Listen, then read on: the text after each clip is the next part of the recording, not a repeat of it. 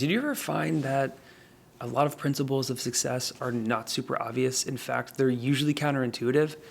I wanted to share with you guys a whole list of quotes that I've been saving up on like principles, lessons, things that were really powerful to me that like took what I initially believed to be true and flipped it on its head. So I'm going to reference my notes over here.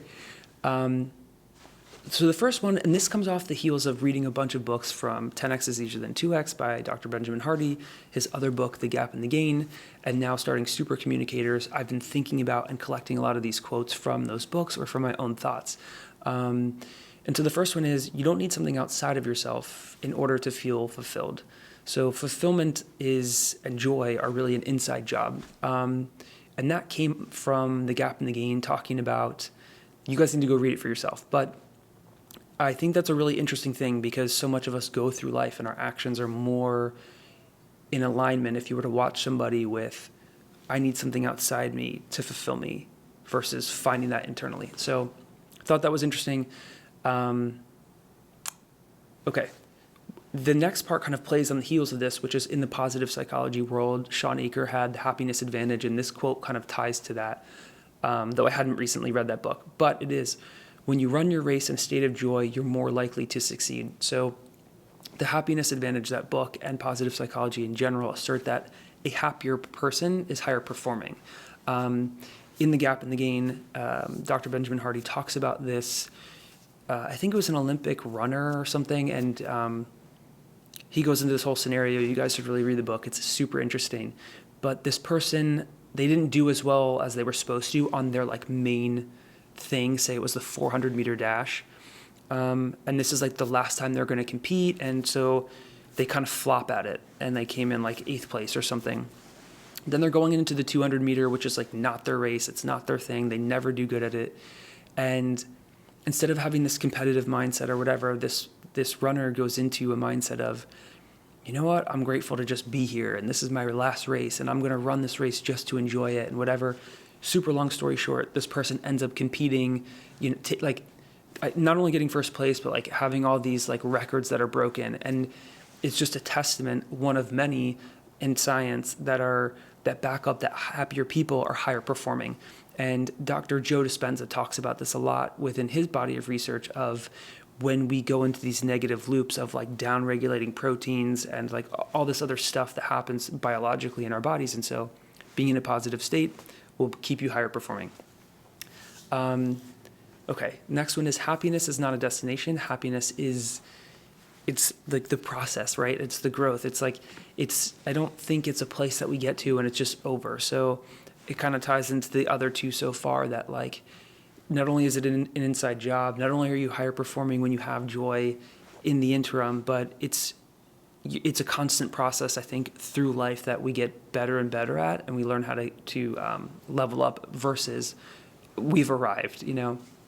I love this one. I found this to be true. I'm like fortunate that I've practiced this early on, but I have found in my experience that vulnerability is powerful. When you are, and especially looking at the book Super Communicators, this is verified, where if you're willing to, number one, if you're willing to share something emotional or impactful that's happened to you in conversation, that the person on the other side that you're talking to, not only is it easier than you probably think to share that thing, but they're then also going to be conversationally reciprocity. They're going to want to share something along those same lines, right? And they're going to want to connect with you in a deeper way. I used to get criticized for meeting a stranger and then talking to them about too deep of subjects, and that's actually not a bad thing. It's a really impactful thing for human beings who are all searching for connection. You can connect with people by having vulnerability. Cool. So if you want to get, you need to give. I talk to people about this a lot. You've heard of probably the concept of tithing. It's like a real thing. I mean, you have conversational reciprocity. So as Myron Golden would say, all principles are microcosms of each other. So if you have, Ed Milet talks about reciprocity in terms of like mentorship and money and investment. It's like if you want something from somebody else, what can you give to them? Like, figure out how to give them something, figure out how to do something for them. And then eventually, Patrick Bet-David talks about this too, where like early on in his career, he had somebody who was like, all I want is someone to go visit my son who's who was like incarcerated. And so Patrick would go visit him. And then this guy eventually one day was like, hey, what can I do for you? And so if you want to receive, you need to be able to give. You have to give. And I would say the order is reverse. Give first, then you will receive. Okay. In order to do more, you need to become more. This was kind of mind-blowing for me. This is from Myron Golden. And so he asserts that most people are doing the best with what they have already. And so they need to become more in order to do more, in order to have more, is eventually where that goes. And so that one's been really impactful for me. And on a daily basis, I'm like reading these books, doing these videos, like they are the process for me of becoming more. I like to share these with other people because I want to help people, but I also want to solidify it in my mind. And so going through the process of doing this kind of concretes what I've learned. So if you want to have more, you need to do more. In order to do more, you need to become more. This was really interesting. This was from The Gap and the Gain, which is confidence does not create success. Prior success creates confidence. And if you listen to Alex Hormozi, you'll hear him talk about this all the time. So prior success creates confidence. What he's saying with that is, and again, this is Dr. Benjamin Hardy in The Gap and the Gain.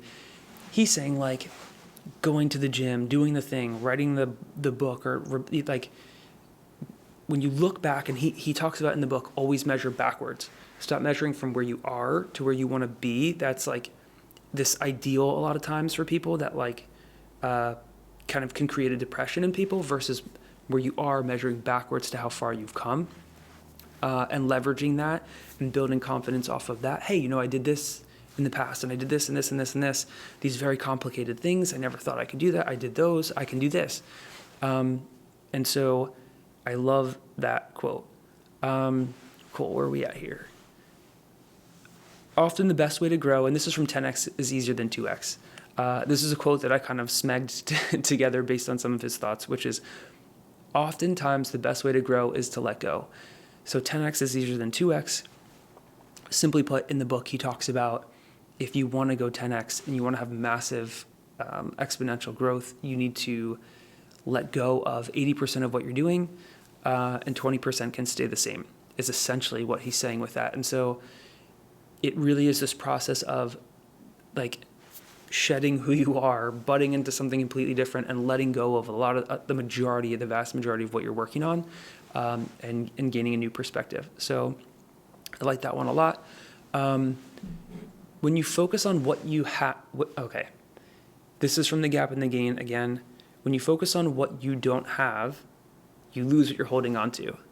So when you're focused on all the things you don't have, and you're in that mindset, you lose what you currently have, what you're currently holding on to. And so the inverse is if you appreciate what you have, that's what he talks about as being in the gain. And so what you appreciates. And I thought this is super powerful because it can transform your mindset and therefore your performance. So focus on what you have instead of what you don't. Okay.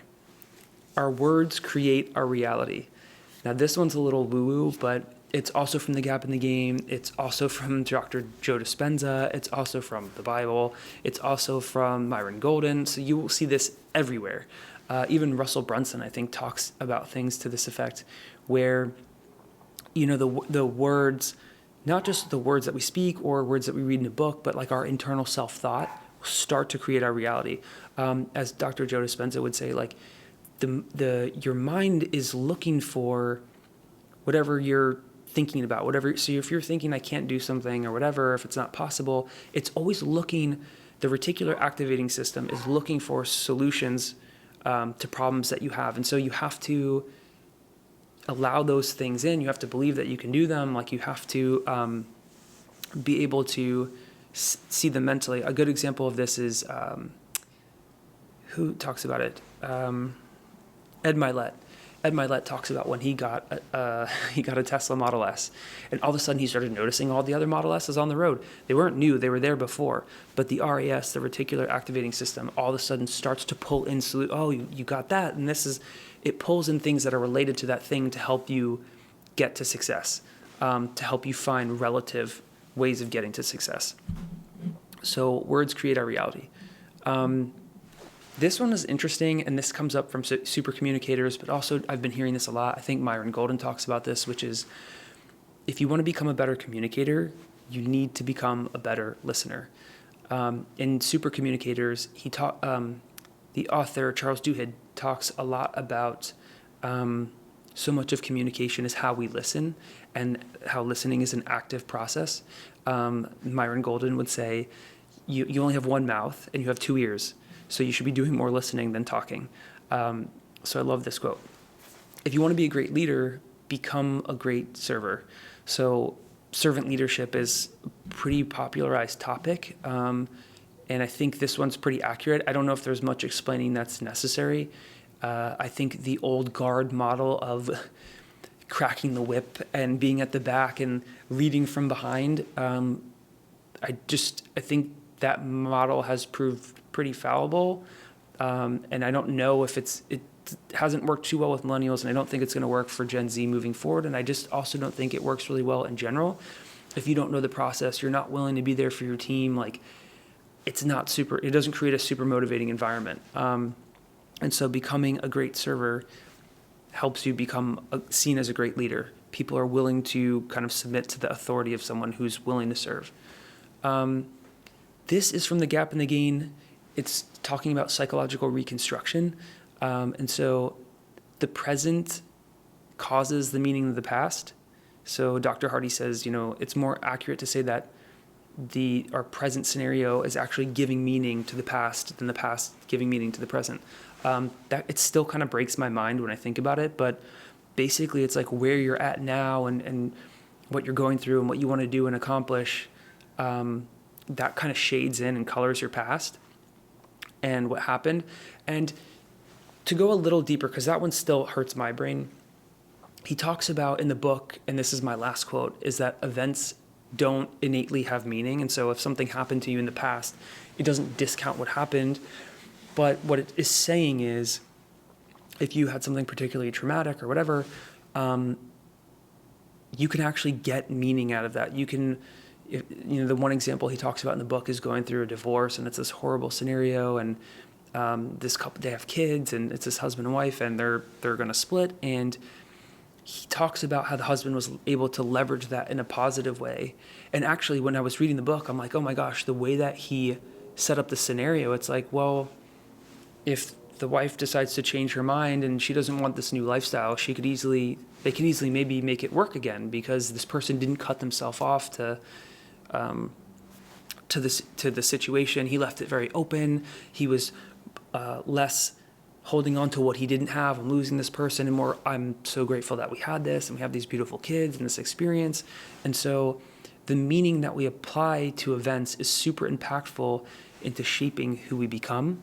And so whether you had a troubling childhood or you had a bad work scenario, or,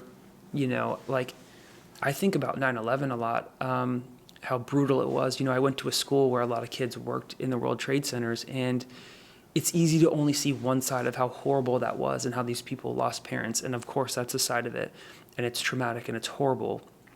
I'm not discounting that, but what would serve us better is to look at both sides and to try to find any positives for a given situation. And in that situation, how the country came together and people came from all over the United States to help rebuild, and how, to clean up the debris and all this stuff that was going on. And even how the architects tried to take what happened and create something beautiful and unifying in the form of a building. And there's all these little pieces that were kind of uniting and unifying through that process, even though it was a horrible thing. And so Gap and the Gain's a great book. I think you guys should read it. But a lot of times these principles of success, it's like, as I'm going through, I'm like, the things that I believed and I thought I knew or thought I understood, they're getting flipped on their head. And so what this has done for me is made me even less resistant to learning. And like when I hear someone say something, I'm not like writing that person off so quickly. I'm like, maybe there's something to that. So I hope this serves you, and I'll see you guys in the next one.